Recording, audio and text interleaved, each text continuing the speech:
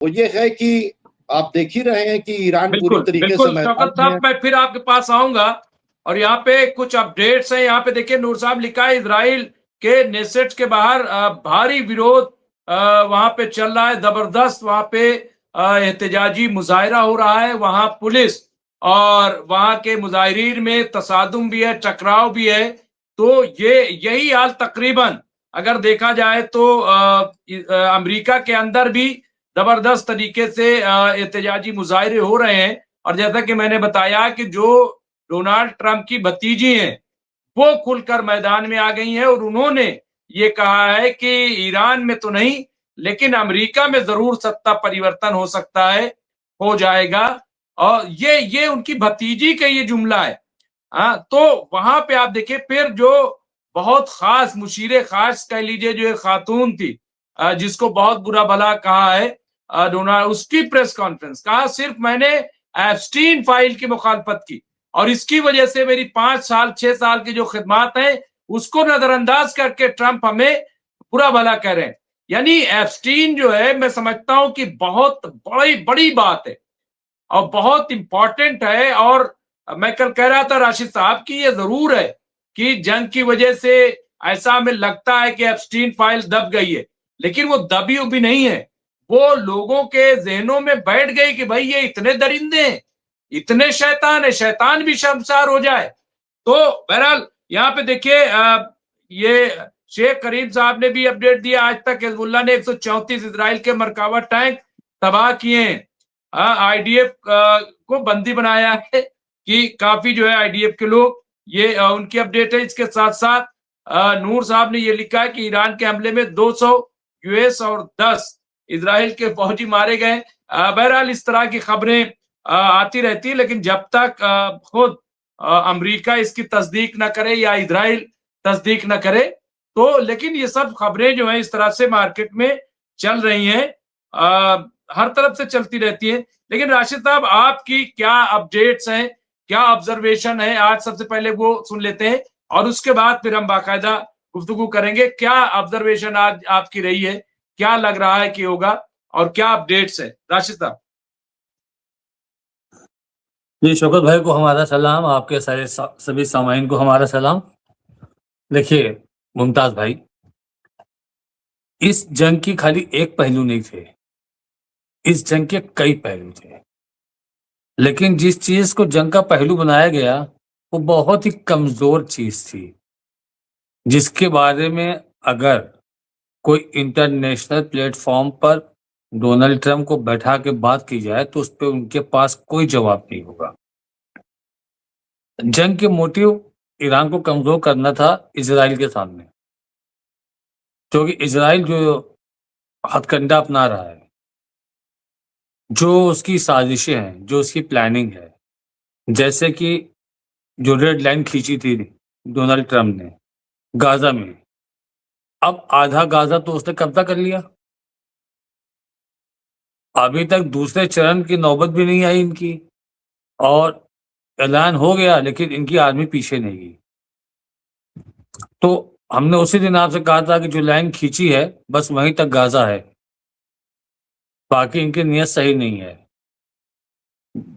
ये लेबनान की जमीन कब्जा करना चाहते थे, इसीलिए सीज फायर के बाद बार बार लेबनान पे हमला करते थे हिजबुल्लाह के लिए। हिजबुल्लाह को मार रहे हैं, उनके लोगों को मार रहे हैं, उनके जितने भी आर्म्स हैं उनको डिस्ट्रॉय कर रहे हैं। इस बहाने से करीब 150 से 200 उन्होंने अटैक किए। खामोश था, दांत पीस के रह जाता था हिजबुल्लाह, कोई जवाब नहीं देता था क्योंकि उसको परमिशन नहीं थी। देखिए जानिसार इसको कहते हैं कि कमांडर ने हुक्म नहीं दिया है तो हम हथियार नहीं उठाएंगे चाहे मर जाएं। और बिना हथियार उठाए कई हिजबुल्लाह के सोल्जर्स मरे हैं, क्योंकि उनको हमला करने का कोई ऑर्डर नहीं मिला था। अभी उनकी बारी कब आनी है उनको बताया गया था, जब तुम्हारी हमला करने की बारी आएगी तुमको बोला जाएगा, तब तैयार होना। तो उसको लेबनान की जमीन कब्जा करना था। तो इन सब चीजों के बीच में कौन आ रहा है? ईरान आ रहा है। तो ईरान को हमको पहले कमजोर करना है, तो उसके बाद जो हमारी मुहिम है, जैसा कि अमेरिका का जो एक राजदूत था वो खुद भी यहूदी है और तैनात है वहीं पर इजराइल में। उसने कहा था एक इंटरव्यू में कि अगर ईरान अगर अगर इजराइल अरब देशों को मिला करके ग्रेटर इजराइल बनाता है तो कौन सी बड़ी बात है? वो तो उनको मोजिस के द्वारा गॉड गिफ्टेड जमीन है, लेकिन इजराइल ऐसा करेगा नहीं। तो एक इशारा उधर हो गया था, ग्रेटर इजराइल पे हमको काम करना है। तो बीच में कौन आ रहा था? ईरान। तो पहले इसको कमजोर करो, तोड़ो, खत्म करो, उसके बाद हम आगे की स्कीम चलाएंगे। एक पहलू तो ये था। दूसरा पहलू इनका था कि यूरोपियन कंपनीज ज्यादातर इन्वेस्टमेंट यूएई और कतर में कर रही थी।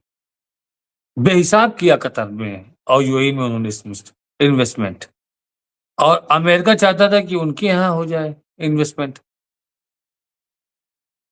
और उनकी आर्थिक स्थिति गिरती चली जा रही थी। तो अपनी अर्थव्यवस्था को बराबर बनाए रखने के लिए इन्होंने कोशिश भी की, लेकिन कोई इनके यहाँ इन्वेस्ट नहीं कर रहा था। इनके यहाँ पैसा कौन इन्वेस्ट कर रहे थे? कतर, सऊदी अरबिया, यूएई, ये लोग अमेरिका में इन्वेस्ट कर रहे थे और यूरोप के लोग इनके यहाँ इन्वेस्ट कर रहे थे। इनको लगा कि वहां पर एक डिस्टर्बेंस क्रिएट किया जाए, जिससे वहां का इन्वेस्टमेंट ट्रांसफर होकर के हमारे यहाँ वापस आ जाए। अगर आप उनको हटा दिए तो दूसरा कौन सा सेंटर इनके पास सेंटर है इन्वेस्टमेंट का? ये कॉल करके बुलाएंगे अपने यहाँ, आओ हमारे यहाँ इन्वेस्ट करो आप। तीसरा टारगेट इनका चाइना था। ये था कि अगर हम ईरान के तेल को कंट्रोल कर लेते हैं, ईरान के तेल को कब्जा कर लेते हैं, उसको बेचेंगे अपने हिसाब से, और जिस तरह से हमने चाइना को वेनेजुएला से भगा दिया, अगर हम यहाँ से भी उसको सिर्फ एक ग्राहक बनाकर ट्रीट करेंगे तो ऊर्जा क्षेत्र में वो कमजोर हो जाएगा और उससे हम कई डील कर लेंगे। एक इनका ये भी पॉलिसी, ये भी प्लानिंग थी। तो मुमताज भाई, इस पे इन्होंने अटैक तो कर दिया, अटैक करने के बाद ये जवाब नहीं दे पाए। अच्छा, कुदरत जो करती है वो कुछ ना कुछ सोच से करती है। जो बच्चियों का सानिया हो गया, स्कूल में इनका मिसाइल गिरा, उसने पूरी दुनिया को हिला दिया। अब कोई भी यूरोपियन कंट्री इनके साथ खुल के आने को तैयार नहीं। देखिए पहले क्या था, पहले दबी आवाज से इनकार कर रहे थे, मतलब हम इनकार भी कर दें और हम बुरे भी ना बने। ये दहशत थी अमेरिका की। अब जब जंग बढ़ती गई, हालात बदलते गए, ये मदद मांगने लगे, सबसे धमकियां देने लगे, तो आज आप देखिए कि यूरोप की एक पूरी बेल्ट है जिसने अपना हवाई स्पेस इनको बंद कर दिया देना, कि हम अपना हवाई स्पेस नहीं देंगे।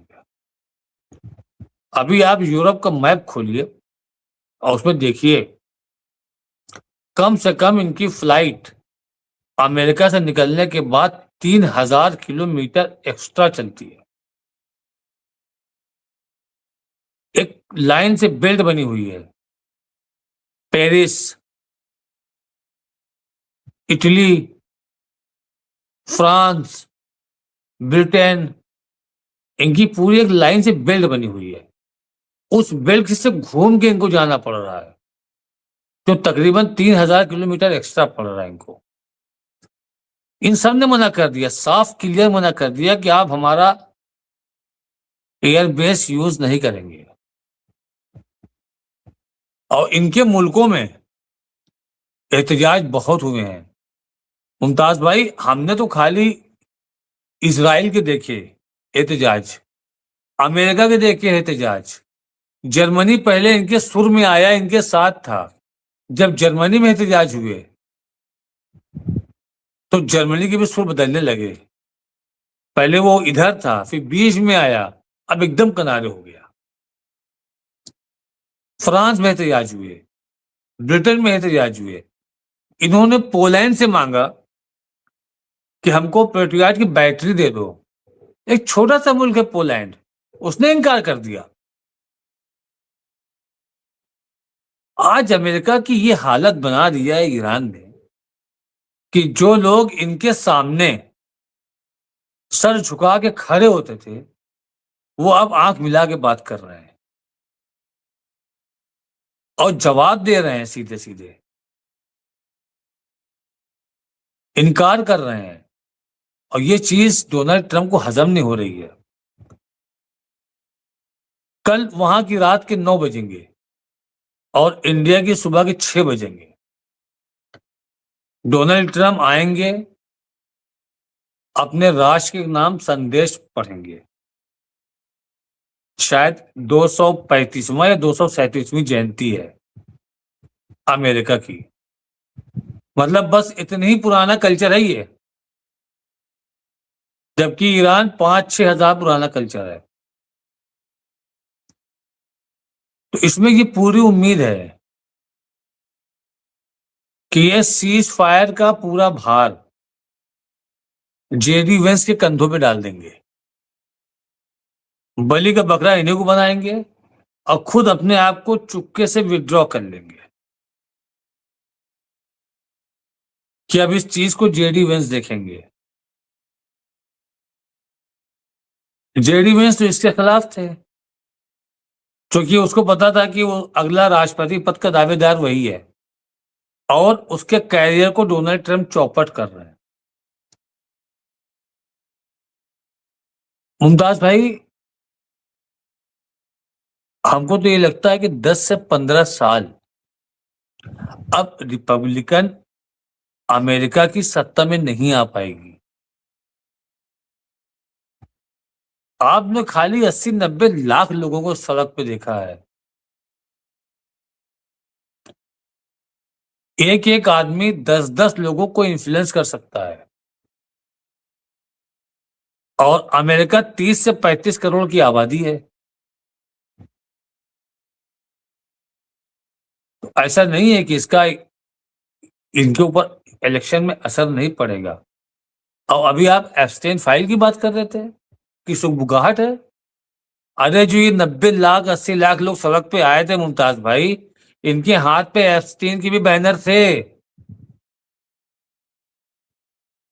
और जिसको पूरी दुनिया में लाइव चलाया गया है।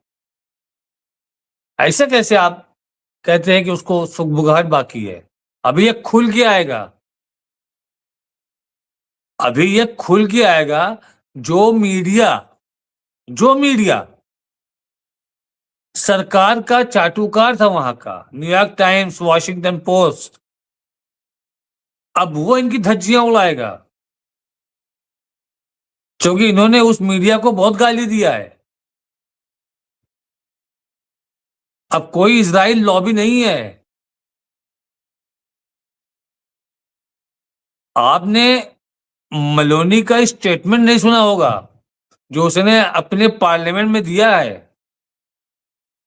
उसने ये कहा, मेलोनी ने, कि हम अमेरिका की इस जंग के बिल्कुल खिलाफ हैं। ये जंग अमेरिका की थी ही नहीं। अगर अमेरिका की जंग होती तो हम लोग खड़े होते। ये उस इंसान की छेड़ी हुई जंग है जो वॉर क्रिमिनल है। मुमताज भाई, नेतन्याहू को खुले मन से वॉर क्रिमिनल मेलोनी का कहना इस चीज को दर्शाता है कि कितना तकलीफ इन लोगों को है और कितनी हसद और कितनी नफरत है नेतन्याहू से इन लोगों को। ये लोग नेतन्याहू को चारा इसलिए डालते थे, भाव इसलिए खाते थे कि वो अमेरिका की गोद में बैठा रहता था। यहूदी लॉबियों से इनके बिजनेस चलते हैं, इसलिए ये लोग इनको भाव देते थे नेतन्याहू को। शायद आपने देखा होगा कि 7 अक्टूबर 2023 में जो हमला हुआ था हमास का, उसके बाद तो यूरोपियन कंट्री की एक होड़ सी लग गई थी। हर दूसरे दिन तीसरे दिन कभी जर्मनी का प्रेसिडेंट जा रहा है, कभी आपका चांसलर जा रहा है, कभी आपका फ्रांस का जा रहा है, कहीं आपका ऑस्ट्रेलिया का, कभी ब्रिटेन का, एक कभी इटली की, एक लाइन लगी थी उनको ताज़ियत देने के लिए, उनके लिए सहानुभूति दिखाने के लिए। आज उन सब लोगों ने, जब से कोर्ट ने उसको वॉर क्रिमिनल डिसाइड कर दिया है, उसके खिलाफ वारंट निकाल दिया है, इन मुल्कों ने झांका नहीं उसकी तरफ। तो आज की डेट में अमेरिका के साथ अगर कोई है तो वो सिर्फ इजराइल है, और कोई मुल्क नहीं खड़ा है। ये चीज तो ब्रिटेन ने साफ साफ कही थी कि जो हम लोगों ने नाटो का गठन सेकेंड वर्ल्ड वॉर के बाद किया था, वो इसीलिए किया था कि हम लोग साथ मिलके हर मुसीबत से निपटेंगे। हमारा मोटिव कोई मुसीबत क्रिएट करना नहीं है। ये स्टारमर ने बिल्कुल क्लियर कहा था,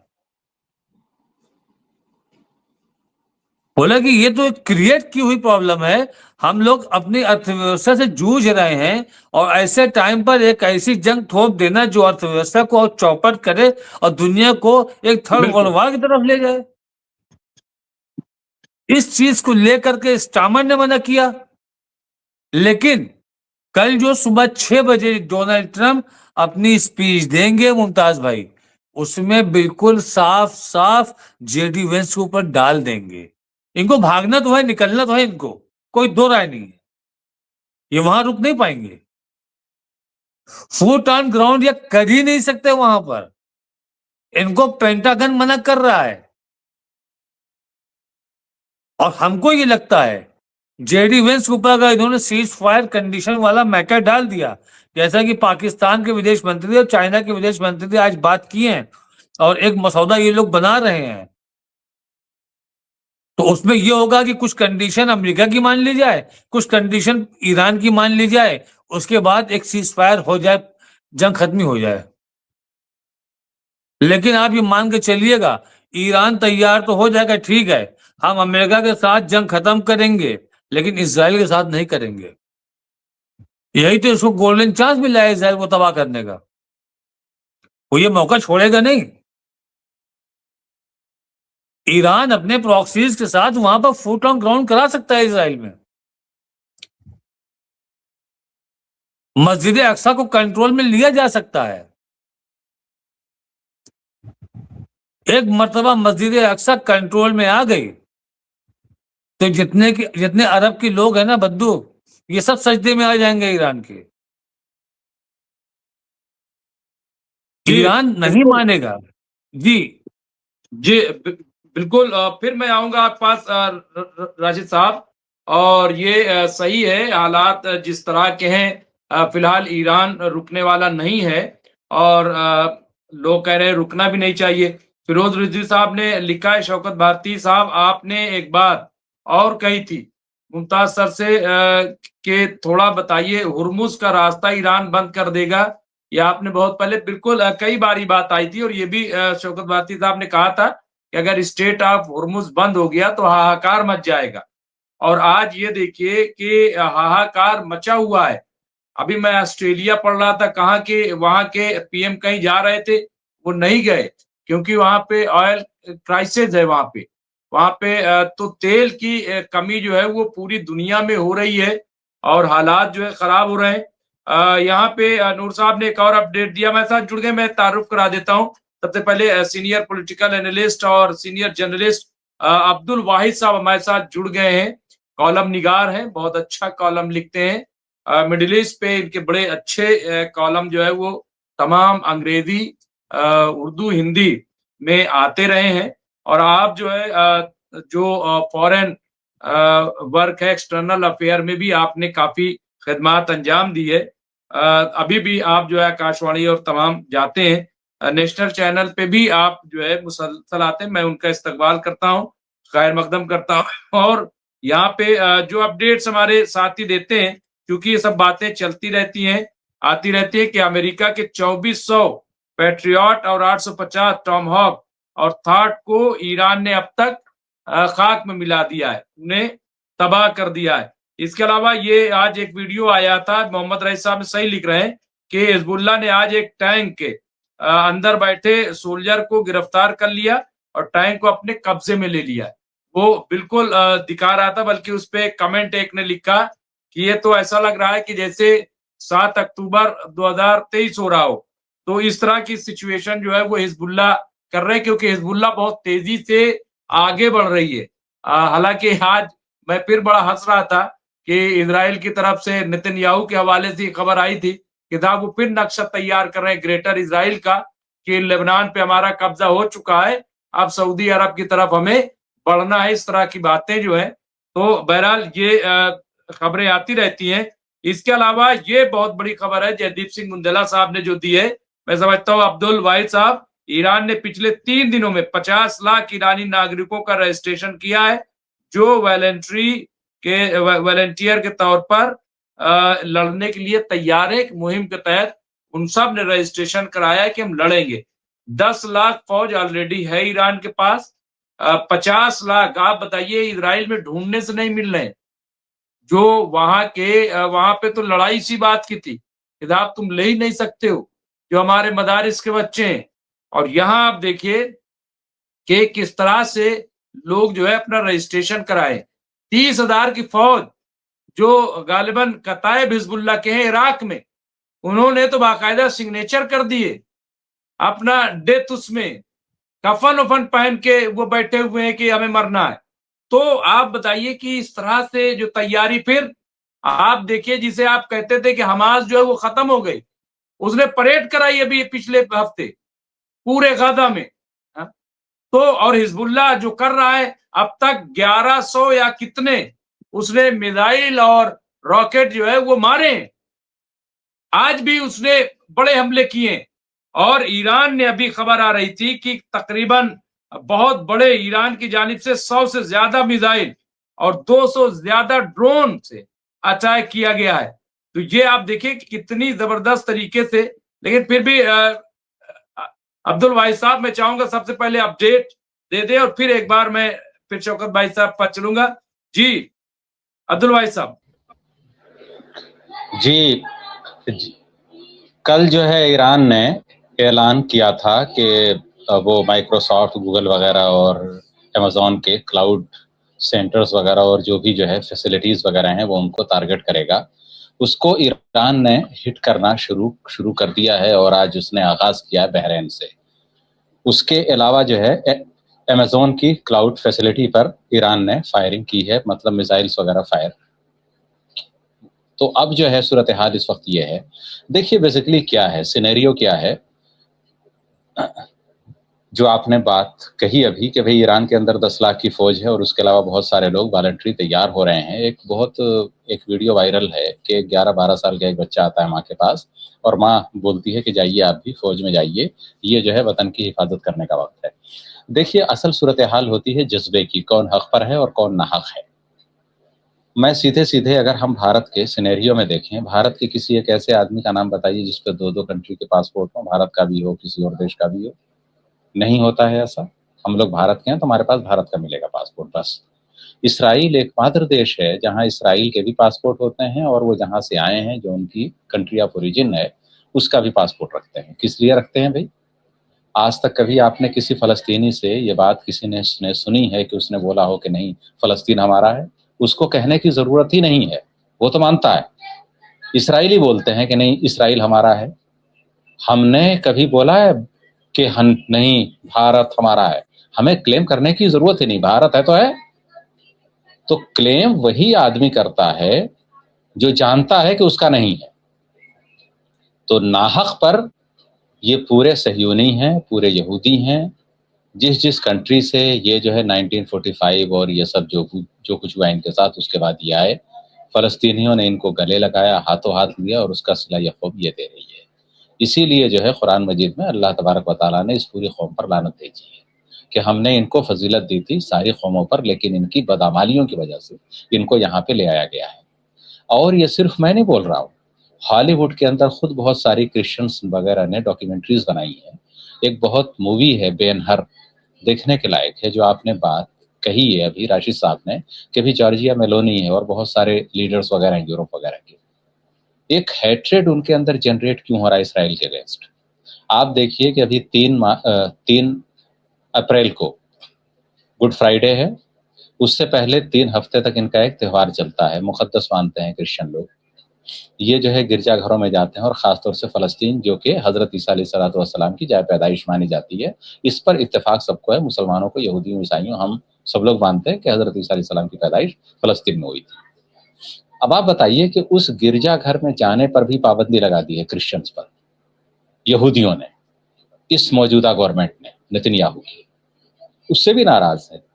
दूसरी बात यह, मैं 4-5 साल पहले की बात बता रहा हूँ, कोरोना से भी पहले की बात बता रहा हूँ।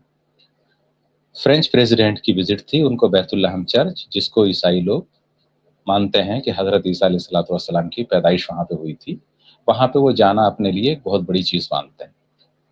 उनके कमांडोज की फ्रिस्किंग हुई थी फ्रेंच प्रेसिडेंट के, और उसके बाद वो बहुत नाराज हुए थे नेतन्याहू से, और एक ज्वाइंट स्टेटमेंट आने वाला था, वो नहीं आया और वो विजिट वगैरह अपनी जो है कट शॉर्ट की उन्होंने, और वो वापस आ गए फ्रांस। तो क्रिश्चियंस और जूस के अंदर, और इवन इससे भी बड़ी बात, हमारा अकीदा यह है कि हज़रत ईसा अलैहिस्सलाम को अल्लाह तबारक व तआला ने अर्श पर उठा लिया, लेकिन उनके यहाँ ये मानना है क्रिश्चियंस वगैरह का कि उनका जब कत्ल किया गया तो वो यहूदी राजा ने कत्ल किया था उनका। अकीदे की बात है, तो एक डीप रूटेड हेट्रेड है। और दूसरी बात यह है कि जो बहुत बड़ा लिंग्विस्ट है अमेरिका का, नोम चॉम्स्की, उसने कई बार कहा है, उसके राइटअप्स वगैरह अवेलेबल है, उसने बोला है कि इसराइल उस वक्त तक नहीं हारेगा जब तक कि इसके विरोधी सिर्फ मुसलमान या फिर अरब के लोग रहेंगे। आप देखिए कि सबसे पहला घर जब ये फ़लस्तीन बना, किसी का गिराया गया, तो वो क्रिश्चियन था, मुसलमान नहीं था। जॉर्ज हबश, जिसने पीएलओ बनाई और शेख यासीन वगैरह और सारे लोगों को तैयार किया, ये सारे लोग उनके के जो है ट्रेंड किए हुए लोग थे। यासिर अराफात वगैरह ये सब बाद में आ गए। और लैला खालिद जो बहुत मशहूर फाइटर थी, क्रिश्चियन थी वो। तो जॉर्ज हबश हैं, फाउंडर हैं फ़लस्तीनियन रेजिस्टेंस उसके, और वो क्रिश्चियन थे। तो सबसे पहला घर अगर किसी का गिराया गया है, जिसकी उस पर जो है ये सहयूनी रियासत कायम हुई है, ईसाई ही का था वो घर। तो ये जो है तो क्रिश्चियंस और मुस्लिम्स का वहां पे रहा है, और इवन जो वहां की ओरिजिनल जूज रही है, उनके खिलाफ भी मुसलमान कभी नहीं रहा। लेकिन अब कोई पोलैंड में रह रहा है, चला है, नहीं जी बोले इसराइल हमारा है, फ़लस्तीन हमारा है। कोई आदमी रशिया में रह रहा है, चला है, चाइना में रह रहा है, चला है, कहीं से भी मुंह उठाए। भाई आप उस देश के नागरिक हैं तभी तो आप रहेंगे, या कोई भी आदमी कहीं से पासपोर्ट हिलाता हुआ जाएगा जी मेरा है देश, मैं यहाँ रहूंगा। तो बाई बर्थ दुनिया में कहीं भी पैदा हुआ हो यहूदी, इसराइल की क्या है वहां के एज पर जेविश लॉ, वो इसराइल का नागरिक माना जाएगा। कैसे भाई? तो जब इस तरह की सूरत हाल हो, जब वो ओरिजिनल नागरिक नहीं है, उन सबको मालूम है कि उन्होंने नाजायज कब्जा करके फ़लस्तीन पर एक नाजायज मुमलिकत कायम की है, भले ही उसको यूएनओ ने मंजूरी दी है, लेकिन वो नाजायज रियासत नाजायज होती है। प्रैक्टिकल चीजें कुछ और होती हैं, किताबों में लिखने से कुछ नहीं होता है। दूसरी चीज जो बात ये आई कि भाई यूरोप वगैरह तिल मिलाया हुआ है, अब हम दूसरे एस्पेक्ट पे आते हैं। रशिया पे जब बैन किया यूक्रेन पर अटैक के बाद अमेरिका ने, और अमेरिका ने प्रेशर क्रिएट किया, यूरोपीय यूनियन ने भी बैन किया कि भाई हम जो है ऑयल वगैरह कुछ नहीं लेंगे। रिड्यूस करते करते वो 10% तक आ गए थे। अब आप बताइए कि अब उनकी पूरी डिपेंडेंसी लिक्विफाइड नेचुरल गैस जो है एलएनजी किस पे थी? कतर पे थी। इस वक्त कतर अराउंड 80% या मोर देन दैट यूरोप को सप्लाई कर रहा था। यूरोप के अंदर सर्दी पड़ती है, सबको मालूम है। अगर वहां गैस ना हो 24/7 उनको गैस चाहिए, एक्सट्रीम वेदर है वहां पे, तो अगर उनको गैस चाहिए कौन देगा? कतर देगा। कहाँ से जाएगा? स्ट्रेट ऑफ हॉर्मुज़ से जाएगा। दूसरा रास्ता बाबुल मंदब दूर है, नहीं जाएगा। तो अगर स्ट्रेट ऑफ हॉर्मुज़ से जाएगा, और ईरान ने उसको इस वक्त बंद किया है, हालांकि ये गलत बात है। ईरान ने बोला है कि मैंने बंद नहीं किया है, मैंने सिर्फ इसराइल के लिए, अमेरिका के लिए बंद किया है। लेकिन सवाल यह है कि जो उसके एलाइज हैं उनके लिए भी बंद रहेगा। तो कुल मिलाकर के ये है कि वो पूरा यूरोप जो है इस वक्त न सिर्फ अर्थव्यवस्था चरमराई हुई है, बल्कि उनका जो मेजर एनर्जी का सोर्स है वो भी चरमरा गया है। और उसके अलावा आप छोड़ दीजिए यूरोप को, थाईलैंड आइए, मलेशिया आइए, इंडोनेशिया आइए, इधर आइए आप, म्यांमार वगैरह, सब आसियान के बहुत सारे नेशंस वगैरह। आपको मालूम है फिलीपींस के अंदर एनर्जी इमरजेंसी डिक्लेयर हो गई है। तो ये सूरत हाल है यहाँ पे ममालिक की। तो ये जो है अमेरिका के बारे में मैं फिर ये बता रहा हूँ, जैसा राशि साहब ने बोला कि 250-300 साल पुरानी है, ठीक है, गलती की पैदावार है, मानते हैं, लेकिन सवाल वही आता है जी कि गलती की पैदावार है तो ये सब उसको अंडर एस्टिमेट नहीं करना है। किसी ट्रैप में अगर ईरान आ रहा है तो ना आए, और जो है ये अटैक करेंगे, ग्राउंड ट्रूप्स उतारी जाएंगी, बम्बारमेंट अभी भयंकर ईरान पर होगा। ये इस तरह जो है अमेरिका वहां से रिट्रीट करने वाला नहीं है। जी बिल्कुल। ये अच्छा तज्जिया किया और बहुत सारी मालूमात भी आपने फराहम कराई हैं। जो सिचुएशन है, बहुत अच्छी गुफ्तगू रही है। खालिद अख्तर साहब एक है, उन्होंने लिखा है, आपने जो बात कही है उसका आखिर में जो बात कही है कि एक कचौरी तो समोसा, डोनाल्ड ट्रंप तेरा क्या भरोसा। तो इस तरह से भी लोग जो है वो मजाक उड़ाते हैं उनका। यहाँ पे यादवेंद्र दत्त मिश्रा है, वो लिख रहे हैं, राशिद भाई, ईरान के विदेश मंत्री ने कहा है कि वर्ल्ड ऑर्डर चेंज करेंगे, ये युद्ध नहीं रुकेगा। ये उन्होंने साफ क्लियर कर दिया है। इसके अलावा अभी जयदीप सिंह मुंदला साहब लिखा है कि सुप्रीम लीडर जो है ईरान के, उन्होंने कहा है कि होर्मुज को अवरुद्ध करने की शक्ति का उपयोग अभी भी किया जाना चाहिए, और अगर युद्ध बढ़ता है तो ऐसे नए मोर्चे खुल जाएंगे जहां दुश्मन बेहद कमजोर स्थिति में होगा। इसके अलावा हसन रिजवी साहब ने लिखा है कि स्पेन ने अमेरिका के सारे जेट्स को निकाल दिया है और कहा है कि हम इस जंग का हिस्सा नहीं बनेंगे। ट्रंप को अब कोई इत्यादि भीख भी नहीं दे रहा है। तो ये आप देखें। इसके अलावा रेशमा बानो साहिबा ने लिखा है कि ब्रेकिंग न्यूज तौर पर कि हिजबुल्लाह ने दागे रॉकेट्स जो साउथ जो इजराइल है उसमें सायरन जो है वो बज रहे हैं, वो मुसलसल हिजबुल्लाह अटैक कर रहा है। जयदीप साहब लिखा है तुर्की जो है वो ईरान के साथ अपने 11 टैंकरों को गुजरने के लिए उसमें बातचीत कर रहा है। अब तक ईरान ने तुर्की के सिर्फ एक जहाज को गुजरने के लिए कहा है। तबरेज आलम सिद्दीकी साहब लिखते हैं कि ईरान ने बेमिसाल कुर्बानियां दी हैं। ट्रम्प ने MBS को उनकी औकात बता दी है, ये उनका कहना है। मैं अब आऊंगा शौकत भारती साहब आप पास। यहाँ पे जो बहुत इंपॉर्टेंट बात है, जयदीप साहब ने ये लिखा है कि नेतन्याहू ने सरेंडर कर दिया है क्योंकि बयान आया है कि ईरान अब शासन के लिए कोई अस्तित्व खतरा नहीं है।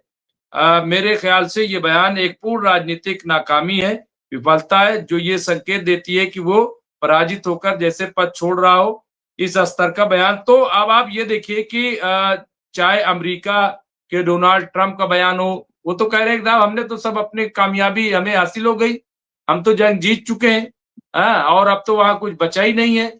आज एक और नैरेटिव टीवी पे चलाया गया शौकत भारती साहब, वो ये कि साहब जो सत्ता थी ईरान की वो IRGC में चली गई। मतलब आप हाथ देखिए, अरे भाई तुम गए किस लिए थे? तुम तो इसीलिए गए थे ना भाई, आयतुल्लाह सैयद अली खामनाई क्या थे? जो सुप्रीम लीडर, यानी ऐसी बेवकूफी की बातें, इस तरह की बातें, उसको पाकिस्तान समझ रखा है ईरान को, कि वहां पे फौज आ गई तो गोया डेमोक्रेसी। अरे भाई तुम शाह रजा पहलवी कहाँ है ये बताओ? वो तो बता नहीं रहे हो भाई। वो कोट टाई रोज लगा के बैठता था और कहता था मैं आ रहा हूं मैं। अरे कहां चला गया वो? मैं तो चाहता हूं कि कल जब डोनाल्ड ट्रंप आए तो उसको भी साथ में ले आए कि साहब मैं बड़ा कामयाब हो गया हूं, अब इसको ईरान भेज रहा हूं वहां की हुकूमत संभालने के लिए। तो शौकत भारती साहब, मैं चूंकि आपके सेहत जो है मैं समझ रहा हूं, लेकिन आप इतनी देर से बैठे, मैं आपसे कि क्या लग रहा है जिस तरह की बातें हो रही हैं, आपने अभी जो ऑब्जर्वेशन है वो भी सुने, क्या अभी आपको लग रहा है कि क्या अब ये लोग सिवाय इनके पीछे हटने के कोई और रास्ता नहीं है। और ईरान किस हद तक जाएगा क्योंकि 4-5 जो उनके मुतालबे शर्तें कि आप मिडिल ईस्ट से पूरी तरह के अपने जो है बेसेस हटाएंगे, आप जो है सिर्फ ईरान के साथ जंगबंदी नहीं होगी, लेबनान, गाजा और यमन, यहाँ पे भी आप करना पड़ेगा, मुआवजा आपको देना पड़ेगा। और इंटरनेशनल जो है वो इंटरनेशनल सतह पर ये तय होगा कि आप आइंदा हमला नहीं करोगे क्योंकि आप पे भरोसा नहीं है। इस तरह की चीजें शौकत भारती साहब, कहां जाकर के ये बातचीत अगर होती है तो रुकेगी?